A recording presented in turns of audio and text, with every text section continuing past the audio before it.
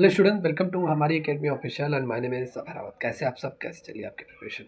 जितने भी स्टूडेंट बिहार बिजली विभाग के स्टूडेंट हैं, आज की क्लास आपकी इंपॉर्टेंट क्लास है। आज की क्लास में हम कंपनी एक्ट से रिलेटेड हम लोग कुछ इंपॉर्टेंट एमसीक्यूज क्वेश्चन कवर करने वाले हैं। टोटल 10 क्वेश्चन आज की क्लास में मोस्ट इंपॉर्टेंट है, जो आपके एग्जाम के लिए काफ़ी इंपॉर्टेंट हो सकते हैं। देखिए, एग्ज़ाम के बारे में भी बात कर लेते हैं। देखिए, जितने भी student BS PSCL junior accounts clerk के स्टूडेंट हैं, 1 साल होने को है, अभी एग्ज़ाम का कोई अपडेट नहीं है। एग्ज़ाम का कोई भी अपडेट नहीं दिया जा रहा है और काफ़ी स्टूडेंट वेट कर रहे हैं, जो लोग फॉर्म अप्लाई कर चुके हैं इसके एग्ज़ाम को लेकर। क्योंकि आपका मार्च में ये पिछले साल वैकेंसी आई थी, मार्च अप्रैल में, ठीक है। और फिर उसके बाद फिर बीच में ये बंद हो गया था अप्लाई होना, मतलब अप्लाई तो हो गया था फिर बंद हो गया था, फिर पता चला था एग्ज़ाम का डेट आ जाएगा, लेकिन फिर से कुछ दिनों के बाद जब पोस्टपोन हुआ, फिर उसके बाद फिर से ये स्टार्ट कर दिया गया आपका। फिर से आवेदन लिया गया और तब से अभी तक 2024 बीत गया, कोई अपडेट नहीं आया। 2025 ये मार्च तीसरा महीना चल रहा है, कोई अपडेट नहीं है आपके एग्ज़ाम का। लेकिन मैं आप सबसे यही कहना चाहता हूँ, देखिए वैकेंसी रिलीज़ हो गई है। अब वैकेंसी रिलीज़ हो गई है तो एग्ज़ाम ज़रूर होगा, आज नहीं तो कल एग्ज़ाम ज़रूर होगा। और इसमें कंपटीशन ना के बराबर है, बहुत ही कम कैंडिडेट है इस वैकेंसी में। सिर्फ कॉमर्स वाले स्टूडेंट हैं, अदर बीएससी बीए वाले नहीं है। तो इस हिसाब से जब सभी शामिल होते हैं कंपटीशन ज़्यादा होता है। सिर्फ और सिर्फ इसमें कॉमर्स के स्टूडेंट हैं और मेरे हिसाब से सीटें बहुत ज़्यादा हैं और बहुत कम कंपटीशन है इसमें, सिर्फ कॉमर्स स्टूडेंट बैठेंगे। तो एक हिसाब से अनुमान अगर लगाइए अदर वैकेंसी के अकॉर्डिंग, चाहे रेलवे हो चाहे एसएससी हो, अदर के अकॉर्डिंग तो कंपटीशन इसमें बहुत कम है।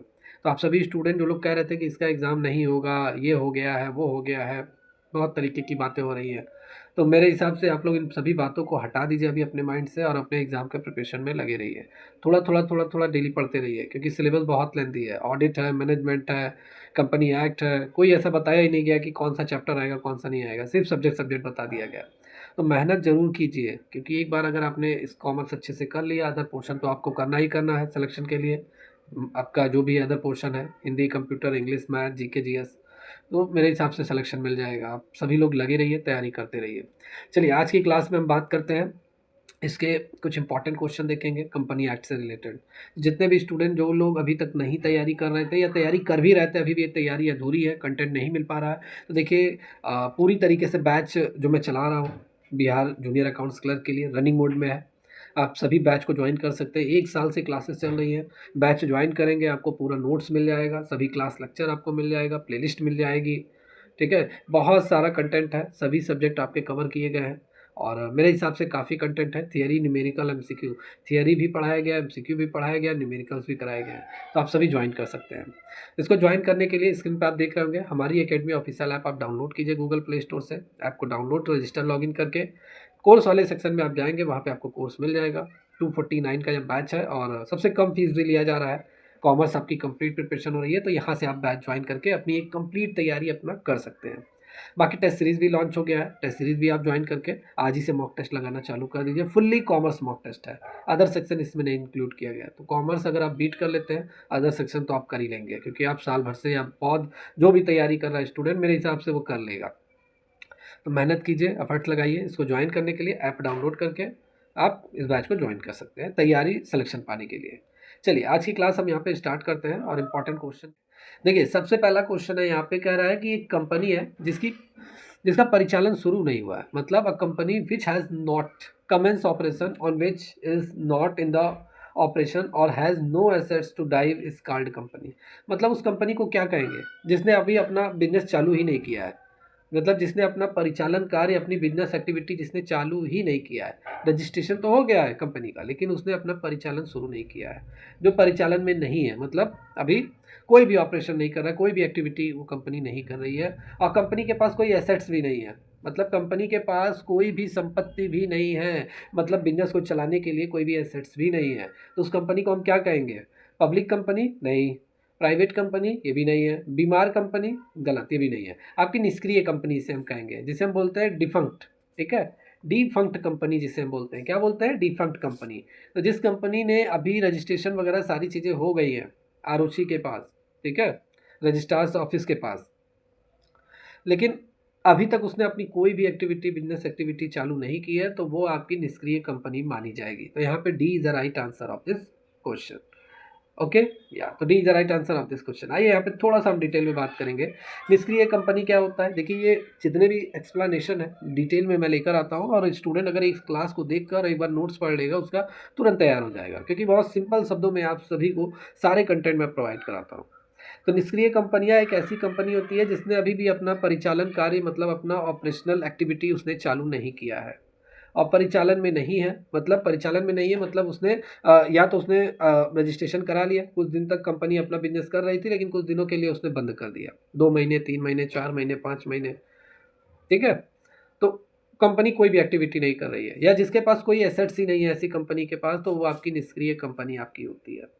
डिफंक्ट कंपनी हम बोलते हैं। मतलब एक निष्क्रिय कंपनी वह कंपनी होती है जो अब परिचालन में नहीं है। इसका मतलब है कंपनी ने अपनी व्यावसायिक गतिविधियां, मतलब बिजनेस एक्टिविटी क्या कर दी है? क्लोज कर दी है, बंद कर दी है। अब वो काम नहीं कर रही है, मतलब वो अपनी सेवाएं नहीं दे रही है, ठीक है। तो ऐसी कंपनी, मतलब सरल शब्दों में अगर हम कह दें तो ऐसी कंपनी जो अब तक व्यावहारिक रूप से मौजूद नहीं है, ठीक है, और भले ही अभी तक कानूनी रूप से पंजीकृत हो, मान लेते हैं वो रजिस्टर्ड है, ठीक है, कंपनी एक्ट 2013 के अकॉर्डिंग, लेकिन जब वो काम नहीं कर रही है तो जाहिर सी बात है वो निष्क्रिय कंपनी होगी, डिफंक्ट कंपनी।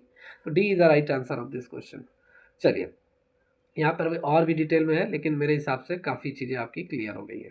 ये एग्जाम्पल आप देखिए, एग्जाम्पल से और समझ में आ जाएगा। जैसे एक कंपनी है जो उत्पाद बेचने के लिए पंजीकृत थी, वो प्रोडक्ट अपना बेच रही है, सप्लाई कर रही है मार्केट में, लेकिन वास्तव में उसने कभी कुछ नहीं बेचा, मतलब कुछ नहीं अभी तक उसने बेचा। पंजीकृत तो हो गई थी कि वो इस प्रोडक्ट का बिजनेस कर रही है, लेकिन उसने अभी तक कुछ भी नहीं बेचा, या सालों तक उसने बेचना बंद कर दिया है, तो वो आपकी बंद कंपनी या निष्क्रिय कंपनी आपकी होगी। क्लियर है? चलिए सेकंड क्वेश्चन यहाँ पे देखिए। सिक्योर क्वेश्चन ये भी इंपॉर्टेंट है। कह रहा है the presiding officers and every other member of a securities appellate tribunal shall hold office for a term, ठीक है, years from the date on which he enter upon his office. मतलब securities appellate tribunal के जो अध्यक्ष होते हैं, जो chairperson होते हैं, ठीक है, और मतलब ऑफिसर जो होते हैं, और इसके प्रत्येक सदस्य, क्या होते हैं, अपने पद पर नियुक्ति करने के लिए कितने वर्षों तक वो पदभार संभाल सकते हैं, कितने वर्षों तक वो पदभार संभाल सकते हैं। तो चलिए यहाँ पे सबसे पहले अगर हम बात कर लें सिक्योरिटीज़ अपीलेट ट्रिब्यूनल, ये होता क्या है? देखिए, जितनी भी कंपनियां हैं, जैसे अगर मैं बात कर लूँ शेयर मार्केट वाली कंपनी, आप लोगों ने सेबी सुना होगा, ठीक है, सेबी जो शेयर मार्केट की सबसे बड़ी कंपनी है, सेबी आपका हो गया securities exchange board of India. या पेंशन वाली जो कंपनियां हैं, एडा वगैरह हो गई आपकी, ठीक है, और पेंशन है PFERD, ये आपका पेंशन फंड नियामक विकास प्राधिकरण। और जो बीमा वाली कंपनियां हैं जिसे हम बोलते हैं एडा, मतलब जितनी भी कंपनियां हैं, जितनी भी कंपनियां, और उनके उन सभी कंपनियों द्वारा जो भी ऑर्डर पास किया जाता है, अब किसी भी इन्वेस्टर्स को अगर उस ऑर्डर के खिलाफ अगर अपील करनी है, तो वो कहाँ पर अपील करेगा? सिक्योरिटीज़ अपीलेट ट्रिब्यूनल में अपील करेगा, ठीक है। मतलब इन सभी कंपनियां, जो भी कंपनियां जो अपना ऑर्डर पास करती हैं, उनके खिलाफ न्यायालय में इन्वेस्टर्स या शेयर होल्डर्स वहाँ पे जाके अपील कर सकते हैं, और इसके खिलाफ मतलब वहाँ पे दायर कर सकते हैं, मुकदमा वगैरह चला सकते हैं। और एक ये जो है ये एक अर्ध न्यायिक संस्था है, न्याय जस्टिस करने का काम, मतलब इन्वेस्टर्स के लिए काम किया जाता है यहाँ पे, ठीक है। तो ये आपका है ये सिक्योरिटीज़ अपीलेट ट्रिब्यूनल। तो इन यहाँ पे जितने भी ऑफिसर अपॉइंट होते हैं वो 5 साल के लिए होते हैं। कितने साल के लिए अपॉइंट होते हैं? 5 साल के लिए अपॉइंट होते हैं। तो B is the right answer of this question. या प्रतिभूति अपीलीय न्यायाधिकरण के पीठासीन अधिकारी और अन्य सदस्य अपने पद ग्रहण की तिथि से 5 वर्षों तक पद धारण कर सकते हैं। या B is the right answer of this question. चलिए next question. A transfer in which the signature of the transferor is forged is called the dash transfer. Question क्या कर रहा है? इंपॉर्टेंट है। कह रहा है कि स्थानांतरण में, मतलब एक ट्रांसफर में, ट्रांसफरिफिकेशन ये भी हम बोल सकते हैं, ठीक है, या एक ट्रांसफर में, जिसमें ट्रांसफर करता जो है, ट्रांसफर करता मतलब जैसे अगर आपकी बाइक है, आप किसी को ट्रांसफर कर रहा है, किसी को बेच रहा है, तो आप क्या होंगे? ट्रांसफर करता होंगे, मतलब ट्रांसफरर आप होंगे, ठीक है। जैसे आपके पास 100 शेयर है, 100 शेयर में 50 शेयर किसी को बेच रहे हैं, तो आप ट्रांसफरर होंगे। अगर वो ट्रांसफरर के हस्ताक्षर जालसाजी से किए गए, ट्रांसफरर करता के हस्ताक्षर जालसाजी से किए गए, तो उस हस्तांतरण को हम क्या बोलेंगे? तो देखिए, सबसे पहले यहाँ समझिए, जैसे मान लेते हैं आपने किसी कंपनी के 100 शेयर खरीदे हैं, अब आपके 50 शेयर ट्रांसफ़र कर दिए गए मिस्टर बी को, और आपके जाली सिग्नेचर करके, ठीक है, आपका सिग्नेचर नहीं है, जाली सिग्नेचर करके, तो उस ट्रांसफ़र को हम क्या बोलेंगे? तो जाहिर सी बात है उस ट्रांसफ़र को हम क्या बोलेंगे? उस ट्रांसफ़र को हम फॉर्ज मतलब भूला हुआ या जाली सिग्नेचर भी हम कह सकते हैं, ठीक है, जाली स्थानांतरण हम कहेंगे। तो यहाँ पे B is the right answer of this question, ठीक है। फॉर्ज्ड ट्रांसफर हम बोलेंगे, a transfer in which signature of transferor is forged is called forge transfer. तो इसे हम क्या बोलेंगे, जालसाजी से किए गए हस्ताक्षर से कोई भी अगर मतलब शेयर ट्रांसफर किया जा रहा है तो उसे जालसाजी स्थानांतरण कहा जाएगा। तो यहाँ B is the right answer of this question. Detail में देखिए, जब शेयर या किसी संपत्ति का हस्तांतरण किया जाता है तो हस्तांतरण करता मतलब जैसे मेरा अगर बाइक है तो मैं हस्तांतरण करता हूँ, ठीक है, ट्रांसफरर, मैं ओनर हूँ, तो संपत्ति हस्तांतरण करने वाले को बोलते हैं। अगर उसके हस्ताक्षर जाली तरीके से किए जाते हैं, ठीक है, जाली तरीके से, लीगल तरीके से, तो वो जाली हस्तांतरण माना जाता है, फॉर्ज ट्रांसफ़र माना जाता है। क्लियर? या धोखा देने के इरादे से गलत हस्ताक्षर कर लिया जाता है, यही सारी चीज़ें हैं। आइए नेक्स्ट क्वेश्चन यहाँ पे बात करते हैं। देखिए मे बी ये वही क्वेश्चन है, नहीं रिपीटेड नहीं है। Dash transfer whereas the transferor hands over to the buyer and share certificate and the blank transfer deed. अब यहाँ पे ये इंपॉर्टेंट क्वेश्चन है, कह रहा है कि कौन सा हस्तांतरण है, मतलब अभी तो आप लोगों ने फॉर्ज ट्रांसफर देखा, अब इसमें पूछ रहा है अब कौन सा ट्रांसफर है जिसमें जिसके तहत हस्तांतरक खरीदार, मतलब जो हस्तांतरण करने वाला है, ट्रांसफर करने वाला है अपने शेयर को, अपनी प्रॉपर्टी को किसी अदर पर्सन को, और जब वो ट्रांसफर करता है तो वो शेयर सर्टिफिकेट देता है जिसको भी वो ट्रांसफर कर रहा है, ठीक है, शेयर बेच रहा है तो शेयर सर्टिफिकेट देगा। इन सबके साथ साथ एक खाली हस्तांतरण विलेख देता है, मतलब ब्लैंक ट्रांसफर डीड देता है। डीड मतलब समझौता, ठीक है, कि हमारे आपके बीच में जो भी समझौता हुआ रहता है उसको हम मेंशन कहाँ करते हैं, एक डॉक्यूमेंट्स में वो सारी चीज़ें मेंशन किया जाता है। लेकिन यहाँ पे बोल रहा है कि वो जो डीड रहेगा वो ब्लैंक रहेगा, मतलब उसमें कुछ भी नहीं लिखा रहेगा, किसको बेचा जा रहा है, कितने रुपए में बेचा जा रहा है, कुछ नहीं, ठीक है। तो ये मिलेगा। एक बार और ध्यान से क्वेश्चन देखिए, जैसे मान लेते हैं ए के पास 100 शेयर है और 100 शेयर अगर ये मिस्टर बी को बेच रहा है तो ये मिस्टर बी को क्या देगा, एक तो शेयर सर्टिफिकेट देगा, क्या देगा, शेयर सर्टिफिकेट देगा, और इन सबके साथ साथ क्या दे रहा है, इन सबके साथ साथ वो एक ब्लैंक मतलब सादा डीड दे रहा है, ब्लैंक डॉक्यूमेंट्स दे रहा है, ठीक है, ब्लैंक ट्रांसफ़र डीड दे रहा है, मतलब उसमें कुछ भी मेंशन नहीं है। उसमें जैसे डीड जो होता है विलेज जिसे हम बोलते हैं, डॉक्यूमेंट्स बोलते हैं, जिसमें समझौता अगर आप कोई चीज़ कर रहे हैं किसी से तो उसमें वो सारी बातें लिखी रहती है, किस बात पे समझौता हुआ है, कौन सी प्रॉपर्टी खरीदी बेची जा रही है, कितने रुपए में बेची जा रही है, ठीक है, कितना शेयर बेचा जा रहा है, खरीदा जा रहा है, तो ये सारी चीज़ें, तो वो ब्लैंक रहता है, उसमें वो कुछ भी फिल नहीं करता है। तो ये किस तरीके का ट्रांसफ़र होगा, तो ये ब्लैंक ट्रांसफ़र होगा, ठीक है। अब ब्लैंक ट्रांसफ़र क्यों किया जाता है, ये गुपचुप तरीके से अपना शेयर किसी दूसरे व्यक्ति को ट्रांसफ़र करने के लिए किया जाता है, तो ये ब्लैंक ट्रांसफ़र आपका होता है। तो A is the right answer of this question. Clear? रिक्त हस्तांतरण जिसे हम बोलते हैं ब्लैंक ट्रांसफ़र, ये उस स्थिति को संदर्भित करता है, बताता है जिसमें हस्तांतरण करता, मतलब मैं जैसे शेयर ट्रांसफ़र कर रहा हूँ तो मैं ट्रांसफरर हूँ, हस्तांतरण करता हूँ, मैं जिसको भी शेयर ट्रांसफ़र करूँगा मैं उसको शेयर सर्टिफिकेट दूंगा और एक रिक्त हस्तांतरण विलेख दूंगा, मतलब ब्लैंक ट्रांसफ़र डीड दूंगा, डॉक्यूमेंट्स दूंगा, और खरीदार को सौंपता है। इसका मतलब ये होता है खरीदार क्या करता है, मतलब जो भी जिसको भी ट्रांसफ़र में बेच रहा हूँ, मतलब शेयर बेच रहा हूँ, वो बाद में उस डीड को वो बाद में अपने ज़रूरत के समय जब भी उसको लगेगा वो अपना फिल कर लेगा, अपने हाथ से फिल कर लेगा, ठीक है, खरीदार अपना कभी भी उसे फिल कर सकता है। तो वो मैं यहाँ पे ट्रांसफ़र करते समय नहीं फिल करता हूँ। हस्तांतरण विलेख लेन देन के समय खाली छोड़ दिया जाता है और जो भी शेयर मेरा खरीद रहा है वो क्या कर लेगा, उसे फिल कर लेगा, और फिल करने के बाद वो रजिस्ट्रार ऑफिस में जाके उसे अपडेट भी करा लेगा। जैसे 50 शेयर मैंने बेच दिया, मैंने तो भाई उसको दे दिया, अब वो क्या करेगा, ब्लैंक जो डीड रहेगा उसको वो फिल करके रजिस्ट्रार और ऑफिस, मतलब जहाँ पे कंपनियों का रजिस्ट्रेशन होता है वहाँ उसे अपडेट करा लेगा वो।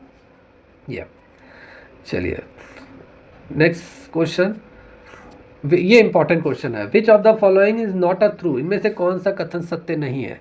तो देखिए RBI is a example of statutory company, RBI एक स्टैच्यूरी कंपनी है, ठीक है, वैधानिक कंपनी का उदाहरण है। तो आरबीआई वैधानिक कंपनी का उदाहरण है, सही है भाई, स्टैच्यूरी कंपनी है। अभी मैं और भी क्लियर करूंगा ये स्टैच्यूरी कंपनी है क्या, पहले यहाँ पे हम बात कर लेते हैं थोड़ा। Suit can be maintain in the name of the company, suit मतलब मुकदमा, मुकदमा किया जा सकता है कंपनी के नाम पे, तो सही है भाई, कंपनी अपने नाम पे मुकदमा कर सकती है, अपने नाम से मुकदमा चला सकती है, या हम किसी कंपनी के नाम पे मुकदमा कर सकते हैं, कंपनी अपने नाम पे बिजनेस चलाती है, तो ये भी एक तरीके से सही है, इसमें भी गलत नहीं है कहीं। फिर क्या कह रहा है, कह रहा है कि LIC is the registered company, LIC registered company है। आप बताइए LIC registered, LIC registered company नहीं है, LIC स्टैच्यूरी कंपनी है, तो ये गलत हो गया आपका। The person who from the company are called promoters, मतलब वह व्यक्ति जो कंपनी का गठन करते हैं उन्हें प्रमोटर्स कहते हैं। ये सही है। जो कंपनी का फॉर्मेशन करते हैं, कंपनी को बनाते हैं, निर्माण मतलब कंपनी के एक तरीके से बनाने में, खड़ा करने में प्रमोटर्स का ही हाथ होता है, तो प्रमोटर्स, ये भी सही है आपका। ठीक है, तो यहाँ पे तो आपका सी आंसर सही है। LIC आपकी रजिस्टर्ड कंपनी नहीं, स्टैचुरी कंपनी आपकी है, तो option C is the right answer of this question. आइए अब बात कर लेते हैं यहाँ पे स्टैचुरी और रजिस्टर्ड कंपनियाँ होती क्या है। सबसे पहले स्टैचुरी कंपनी की बात करेंगे। देखिए स्टैचुरी कंपनी, और मैं यहाँ पे ऐसे दो तरीके से बता देता हूँ। ठीक है, स्टैचुरी कंपनी और आपका रजिस्टर्ड कंपनी। देखिए रजिस्टर्ड कंपनियां क्या होती हैं, जो कंपनी एक्ट 2013 के तहत जो रजिस्टर्ड होती हैं। जितनी भी कंपनियां, जो कंपनी एक्ट मतलब कंपनी का जो अधिनियम इस समय चल रहा है, कानून चल रहा है 2013, उसके तहत जितनी भी कंपनियां बनती हैं, रजिस्टर्ड होती हैं, वो आपकी रजिस्टर्ड कंपनियां होती हैं बस। और स्टैचुरी कंपनियां क्या होती हैं, वैधानिक कंपनियां क्या होती हैं, ये राज्यसभा विधानसभा के द्वारा जो भी नियम कानून बनाया जाता है और उस नियम कानून के तहत जो भी कंपनियां बनाई जाती हैं वो आपकी स्टैचुरी कंपनियां होती हैं। ठीक है, मतलब सीधा सीधा हम कहते हैं सरकार के नियमों अधिनियमों के तहत जितनी भी कंपनियों का निर्माण होता है वो आपकी स्टैचुरी कंपनियां होती हैं। यहाँ पे हम सीधा सीधा गवर्नमेंट यहाँ लिख देते हैं। ठीक है, तो ये आपकी होती हैं। एग्जाम्पल देखिए ज़रा, अब आपकी स्टैचुरी कंपनी कौन कौन सी होंगी। स्टैचुरी कंपनी आपकी क्या होंगी, जैसे आपकी RBI है, LIC है, ठीक है, SBI है, तो ये सभी कंपनियां आपकी वैधानिक कंपनियां होती हैं, कानूनी रूप से ये रजिस्टर्ड होती हैं। एक ऐसे ही आप समझ लीजिए, तो स्टैचुरी कंपनी है। और रजिस्टर्ड कंपनियां जैसे आपकी क्या, जैसे रिलायंस प्राइवेट लिमिटेड, आप लोगों ने सुना होगा। ठीक है, जितनी भी प्राइवेट कंपनियां या जो कंपनी एक्ट 2013 के तहत, जैसे रिलायंस हो गई आपकी, और क्या क्या है, जैसे जितनी भी कंपनियां हैं और भी बहुत सारी हैं, तो वो आपकी इसमें आएंगी, किस में आएंगी, आपकी रजिस्टर्ड कंपनी में आएंगी। जो भी अपना खुद का, देखिए रजिस्टर्ड कंपनियों का उद्देश्य क्या होता है, इनका उद्देश्य बिजनेस करना होता है, ज़्यादा से ज़्यादा प्रॉफिट कमाना होता है, तो वो आपकी रजिस्टर्ड कंपनियां होती है। कंपनियां बिजनेस करने के लिए खड़ा की जाती हैं। स्टैचुरी कंपनी का उद्देश्य ये नहीं होता है, इनका उद्देश्य सार्वजनिक लाभ पहुंचाने के लिए होता है, जनता के लिए ये काम करती हैं। जैसे RBI है, LIC है, SBI जनता के लिए ही तो काम करती हैं। मान लेते हैं साइड बाय साइड जनता के पैसे से भी बिजनेस करती हैं, सरकार इनकम कमाती है, लेकिन इनका जो मुख्य उद्देश्य रहता है लोगों के लिए काम करती हैं। ठीक है, और ये बिजनेस पर्पज़ से खड़ी की जाती है रजिस्टर्ड कंपनियाँ। तो मेरे हिसाब से समझ में आ गया होगा आप सभी को कि रजिस्टर्ड कंपनी स्टैचुरी कंपनी आपकी होती क्या है। क्लियर, जितनी भी PVT लिमिटेड कंपनियां होती हैं नाम के पीछे, वो प्राइवेट लिमिटेड कंपनियां आपकी होती हैं, तो वो सभी आपके। या चलिए, तो यहाँ पे हम नेक्स्ट क्वेश्चन चलते हैं। नेक्स्ट क्वेश्चन क्या कह रहा है कि when a public company has issued prospects without receiving the minimum subscription is called dash. देखो क्या कह रहा है, जब एक सार्वजनिक कंपनी ने न्यूनतम सदस्यता प्राप्त किए बिना प्रोस्पेक्ट जारी किया है तो उसे क्या कहा जाता है। अब यहाँ पे एक वर्ड आया है प्रोस्पेक्ट। प्रोस्पेक्ट क्या होता है, प्रोस्पेक्ट क्या होता है, तो देखिए प्रोस्पेक्ट क्या होता है, जैसे कोई भी कंपनी है अगर वो अपना शेयर मार्केट में बेच रही है, ठीक है, तो इन्वेस्टर्स को लुभाने के लिए, कंपनियां क्या करती हैं, अपने बारे में बताती हैं, अपनी कंपनी की फाइनेंशियल कंडीशन के बारे में, कंपनी के शेयर के बारे में बताती हैं, कितने रुपए में कंपनी अपना शेयर बेच रही है, कितना शेयर कंपनी बेचना चाहती है, ये हो गया। और भी जितनी भी लीगल जानकारियाँ होती हैं, जितनी भी जो कंपनी से रिलेटेड है, वो सारी चीज़ें कंपनियाँ प्रॉस्पेक्ट के माध्यम से कंपनी के इन्वेस्टर्स को, जो कंपनी में इन्वेस्ट करना चाहते हैं, या कंपनी के शेयर होल्डर, जो कंपनी के शेयर होल्डर्स हैं, उन सबको वो क्या करती है, सूचित करती है। तो वही होता है प्रॉस्पेक्ट आपका। ठीक है, अब सार्वजनिक कंपनी ने न्यूनतम सदस्यता क्या होता है, जैसे मान लेते हैं कंपनी ने 1 लाख रुपए के शेयर मार्केट में बेचे हैं। जरा इसको ध्यान से देखिए, क्योंकि कंपनी एक्ट है, थोड़ा सा डिफिकल्ट है, लेकिन यह है कि पढ़ेंगे तो सब समझ में आएगा। जैसे कंपनी ने 1 लाख रुपए के शेयर जारी किए मार्केट में बेचने के लिए, तब कंपनी अगर किसी को भी ये शेयर बेचेगी तो उससे 90% रुपया तो लेगी ही लेगी। 90% शेयर का दाम कंपनी लेगी अपने पास, उसे ही मिनिमम सब्सक्रिप्शन बोलते हैं। ठीक है, मिनिमम सब्सक्रिप्शन उसे ही बोलते हैं, 90% लेना पड़ेगा। जैसे कंपनी अगर 1 लाख शेयर बेच रही है, एक शेयर का दाम अगर 10 रुपये है, तो 1 लाख शेयर का दाम 10 लाख हो गया। कितना हो गया, 10 लाख हो गया। अब कंपनी अगर किसी को शेयर ट्रांसफ़र करेगी तो जाहिर सी बात है 9 लाख रुपए कंपनी को कम से कम लेना पड़ेगा मिनिमम सब्सक्रिप्शन के लिए। और यही चीज़ क्वेश्चन में कह रहा है इसके अपोजिट, कि मिनिमम सब्सक्रिप्शन अभी कंपनी ने 9 लाख लिया ही नहीं, लेकिन कंपनी ने क्या कर दिया, प्रॉस्पेक्ट जारी कर दिया, मतलब अपने शेयर के बारे में बता दिया सभी इन्वेस्टर्स को, और लगभग ट्रांसफ़र भी कर दिया, ठीक है, बेच भी दिया मिनिमम सब्सक्रिप्शन लिए बिना। तो ऐसे मतलब ट्रांसफ़र को हम क्या बोलेंगे, ठीक है। तो इसे हम कहेंगे क्या, तो इसे हम कहेंगे इरेगुलर अलॉटमेंट, हम इसे बोलते हैं। अवैध तरीके से किसी को शेयर बेचना हम बोलेंगे। और इस तरीके से अगर कोई भी कंपनी अपने मार्केट में शेयर बेचती है तो सेबी उसके ऊपर कार्रवाई कर सकती है, ठीक है, या कंपनी एक्ट के थ्रू रजिस्टर्ड ऑफिस, ठीक है, ROC, registrar office of company, कंपनियों का जो हेड ऑफिस है जहाँ पे कंपनियों का निर्माण होता है, जहाँ पे कंपनियाँ रजिस्टर्ड होती हैं, वहाँ से कार्रवाई की जा सकती है। तो ये इरेगुलर अलॉटमेंट आपका इसे हम कहेंगे, जिसमें मिनिमम सब्सक्रिप्शन लिए बिना किसी को शेयर आवंटित कर दिया गया, बेच दिया गया। तो D is the right answer of this question.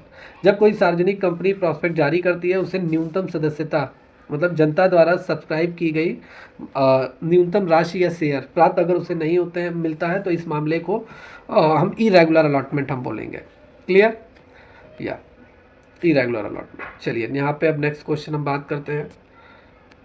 Next question है, when a large block of share has been allotted to a single person and the company may at his request divide the original allotment letter into a number of small allotment letter and this is called, ठीक है।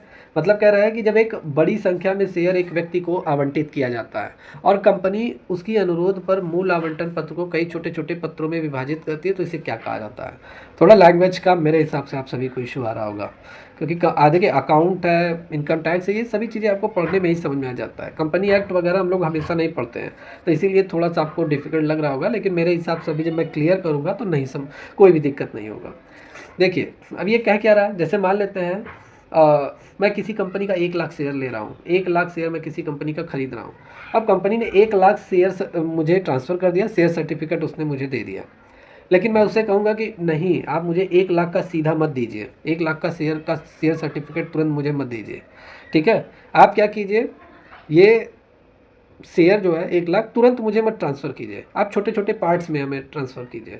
मतलब 20,000 रुपये के share एक बार मुझे दीजिए 20K का, एक बार 10,000 रुपये का शेयर मुझे दीजिए, ठीक है, अलग अलग करके मुझे 1 लाख का दीजिए। अब मैं ऐसा क्यों कह रहा हूँ, क्योंकि मुझे भी ये शेयर किसी में अपने दोस्त को या अदर किसी को मैं अपना ये शेयर दोबारा मैं बेच सकूँ। होता है ना, लोग क्या करते हैं, अपना शेयर जो मार्केट में खरीदे रहते हैं किसी दूसरे पार्टी को बेच देते हैं महंगे दाम में, ऊंचे दाम पे, 10 में खरीदा उसे 15 में बेच दिया अपना शेयर। तो इसलिए जो जितने भी व्यक्ति जो किसी कंपनी में शेयर खरीदते हैं वो पूरा शेयर एक साथ नहीं लेते हैं, ठीक है, छोटे छोटे पार्ट्स में कहते हैं कंपनी से कि हमें ट्रांसफ़र कीजिए, जिससे हम इन शेयर को किसी दूसरे थर्ड पार्टी को हम बेच सकें, ठीक है। तो यही चीज़ इसमें कह रहा है। तो इसमें कह रहा है कि तो इसे क्या कहा जाता है, तो इसे कहा जाता है स्प्लिटिंग ऑफ अलॉटमेंट, इसे आवंटन का विभाजन कहा जाता है। A is the right answer of this question, ठीक है। अलॉटमेंट मतलब किसी को शेयर अलॉट कर देना, बेच देना, जारी कर देना। समझ में आया आपको, या जब इस शेयरों का एक बड़ा ब्लॉक किसी एक व्यक्ति को आवंटित किया जाता है तो कंपनी आवंटी, मतलब जिसको भी कंपनियां शेयर ट्रांसफ़र कर रही हैं, उसके अनुरोध पर मूल आवंटन पत्र को कई छोटे छोटे आवंटन पत्रों में विभाजित कर सकती है और इसे ही आवंटन का विभाजन मतलब स्प्लिटिंग ऑफ अलॉटमेंट कहते हैं। क्लियर, या यहाँ पे देख लीजिए एग्जांपल मैंने यहाँ बनाया हुआ है, समझ में आ जाएगा आपको। जैसे एक पर्सन है जिसको a person is allotted 1 lakh share, जैसे यदि किसी व्यक्ति को 1 लाख रुपए का शेयर आवंटित किया जाता है तो वो कंपनी से अनुरोध करेगा कि उसे 10 आवंटन पत्रों में, ठीक है, 10 अलॉटमेंट लेटर में 10,000 के शेयर दिए जाए। मतलब 1 लाख का वो शेयर उसे कंपनी अलॉट कर रही है, लेकिन वो कह रहा है कि आप 10 अलॉटमेंट लेटर मुझे दीजिए और एक अलॉटमेंट लेटर में 10,000 दीजिए, ठीक है, तो 10 अलॉटमेंट लेटर में उसका 1 लाख हो जाएगा, ठीक है। तो ऐसे मुझे दीजिए आप, क्योंकि वो आगे चल के वो शेयर को क्या करेगा, किसी और को ट्रांसफ़र करेगा, किसी और को बेचेगा और उसके लिए आसान हो जाएगा। या समझ में आया। चलिए next question, many public companies provide in their article for an allottee to given up the right over the share allotted to him either wholly or partly or transfer the allotment made him to some other person, this is known as। Question important है, क्या कह रहा है, कई सार्वजनिक कंपनियां जो होती हैं वो अपने लेखों में यह प्रावधान करती हैं, एक ऐसा प्रोविज़न करती हैं कि एक आवंटित व्यक्ति अपने आवंटित शेयरों पर अधिकार को पूरी तरीके से आंशिक रूप से छोड़ सकता है और उसे किसी अन्य व्यक्ति को स्थानांतरण मतलब ट्रांसफ़र कर सकता है। तो उसे हम क्या बोलेंगे। देखिए जैसे मैंने किसी कंपनी का 1 लाख का शेयर मैंने खरीद लिया, ठीक है। अब मैं इस 1 लाख के शेयर को मैं किसी और को ट्रांसफ़र करना चाहता हूँ, तो मैं ट्रांसफ़र कर सकता हूँ। तो उसे हम बोलेंगे क्या? तो उसे हम बोलेंगे रिनंसिएशन ऑफ अलॉटमेंट, आवंटन का त्याग हम उसे बोलेंगे, ठीक है। C is the right answer of this question. समझ में आया? C is the right answer of this question. देखिए अभी ये वाला तो मैंने आपको बताया था कि 1 लाख का शेयर कई टुकड़ों में मुझे अलॉट किया जाए, तो वो हो जाएगा आपका, ठीक है। और इरेगुलर अलॉटमेंट, गलत तरीके से मतलब मिनिमम सब्सक्रिप्शन लिए बिना कंपनी किसी को शेयर अलॉट कर दे रही है, तो वो होगा। बाकी ये वाला क्या होगा, किसी को अगर हम शेयर दे रहे हैं, ट्रांसफ़र कर रहे हैं। यहाँ पे देखिए, जब कोई सार्वजनिक कंपनी किसी आवंटी को, मतलब जिसको भी दे रही है कंपनी शेयर, ठीक है, बेच रही है, और उसे आवंटित शेयरों पर अपना पूरा अधिकार या आंशिक रूप से छोड़ने की अनुमति देती है, तो आवंटन को किसी अन्य व्यक्ति को हस्तांतरित करती है, तो इसे ही क्या बोलेंगे, रिनंसिएशन ऑफ अलॉटमेंट बोलेंगे। एग्जाम्पल देख लीजिए। यदि किसी आवंटी को शेयर, आवंटी मतलब जो शेयर लिया हुआ है किसी कंपनी का, और वह उन्हें नहीं लेने का फैसला करता है, तो वह आवंटित त्याग कर सकता है, शेयरों को किसी अन्य व्यक्ति को हस्तांतरण कर सकता है, जो तब उन शेयरों के अधिकार प्राप्त करता होंगे, ठीक है। चलिए नेक्स्ट क्वेश्चन हम बात कर लें। The number and nominal amount of share allotted must be stated in, मतलब आवंटित किए गए शेयरों की संख्या नाममात्र राशि किसमें दर्शाया जाना चाहिए, किसमें दिखाया जाना चाहिए। मतलब अगर कोई कंपनी किसी को शेयर बेच रही है, ठीक है, ट्रांसफ़र कर रही है, तो उसको किस में दिखाया जाना चाहिए, तो उसे रिटर्न ऑफ अलॉटमेंट में दिखाया जाना चाहिए, आवंटन की वापसी में दिखाया जाना चाहिए, ठीक है। यहाँ पे बी आंसर आपका सही है। मतलब यहाँ पे ये होता क्या है, रिटर्न ऑफ अलॉटमेंट होता क्या है। देखिए रिटर्न ऑफ अलॉटमेंट जो होता है एक ऐसी प्रक्रिया, एक ऐसा प्रोसेस है जब कोई कंपनी अपने शेयरों का आवंटन, मतलब अलॉटमेंट ऑफ शेयर्स, ठीक है, की जानकारी भारत सरकार के रजिस्ट्रार ऑफ कंपनी को देती है, ठीक है। मतलब कंपनी जितना मार्केट में शेयर बेच रही है उसकी जानकारी वो भारत सरकार के रजिस्ट्रार ऑफ कंपनी, वहाँ पे वो देती है, ठीक है। तो इसे ही हम बोलते हैं क्या, रिटर्न ऑफ अलॉटमेंट हम बोलते हैं। ये एक प्रोसेस होता है जिसमें सारी जानकारी दी जानी चाहिए। अगर कोई भी कंपनी ये सारी जानकारियाँ गुप्त रखती है, रजिस्ट्रार ऑफ कंपनी भारत सरकार वहाँ पे अगर नहीं देती है, तो उस पर जुर्माना लगाया जा सकता है। तो ये आपका है। चलिए नेक्स्ट क्वेश्चन है कि the return of allotment must be filed with the registrar of company with in of allotment. देखिए मैंने बोला था ना कि आवंटन की वापसी को कंपनी के रजिस्ट्रार के पास, ठीक है, आवंटन के कितने दिनों के भीतर दाखिल किया जाना चाहिए। तो कंपनियां जितना भी शेयर बेच रही है, जितना भी शेयर ट्रांसफ़र कर रही हैं, उसको अपडेट कराना पड़ता है रजिस्ट्रार ऑफ कंपनी के पास, भारत सरकार के, और 30 दिनों के भीतर ये सारी जानकारियाँ भारत सरकार के रजिस्ट्रार ऑफ कंपनी के पास दिया जाना चाहिए। तो यहाँ पे A is the right answer of this question. आवंटन की वापसी को कंपनी के रजिस्ट्रार के पास आवंटन के 30 दिनों के भीतर दाखिल किया जाना चाहिए। तो A is the right answer of this question. थोड़ा यहाँ डिटेल में देख लीजिए। कंपनी अधिनियम 1956 की धारा 75 के अनुसार जब कोई कंपनी अपने शेयरों का आवंटन करती है, तो 30 दिनों के भीतर रजिस्ट्रार ऑफ कंपनी, जिसे बोलते हैं ROC शॉर्ट फॉर्म में, के पास आवंटन की राशि दाखिल की जानी चाहिए। तो A is the right answer of this question. या क्या रहता है इसमें, तो इस वापसी में कंपनी आवंटित शेयरों की संख्या, नाममात्र राशि, आवंटित जिसको भी अलॉट किया जा रहा है शेयर, उसका नाम, उसका पता, उसका बिजनेस, और प्रत्येक शेयर पर भुगतान की गई राशि या पेएबल अमाउंट, इन सब का उल्लेख करना पड़ता है, बताना पड़ता है। और ROC को शेयर के आवंटन के बारे में जानकारियाँ उसे, जैसे रजिस्ट्रार ऑफ कंपनी को, ये सारी जानकारियाँ अपडेट करानी पड़ती हैं। समझ में आया आपको? या तो आज की क्लास में इतना ही। बाकी जितने भी स्टूडेंट इस क्लास को देख रहे हैं, जो BSPSCL के स्टूडेंट हैं, बिहार बिजली विभाग के स्टूडेंट हैं, तैयारी करते रहिए, एग्ज़ाम कभी ना कभी होगा, मेहनत करते रहिए। कैसी लगी क्लास कमेंट करके आप लोग ज़रूर बताइए। और जितने भी स्टूडेंट जो लोग तैयारी करना चाहते हैं, आप लोग तुरंत बैच को ज्वाइन करके अपना थियरी सेक्शन मजबूत कर लीजिए, MCQ पढ़ लीजिए, न्यूमेरिकल्स पढ़ लीजिए। मेरे हिसाब से निकल जाएगा एग्ज़ाम। काफ़ी 1 साल से क्लासेस चल रही हैं, और ये क्लासेस आपको मिलेगी कहाँ, हमारी एकेडमी ऑफिशियल ऐप पे, ठीक है। सब्सक्रिप्शन वाला बैच है, ओनली 249 इसकी फ़ीस है, तो आप वहाँ से पे करके इसे ज्वाइन कर सकते हैं। और मेरे हिसाब से काफ़ी चीज़ें इसमें डिटेल में क्लासेस मैंने कवर कराया हुआ है। सारा आपका मटेरियल एक जगह मिल जाएगा, बस आपको पढ़ना है, सिलेक्शन लेना है, ठीक है।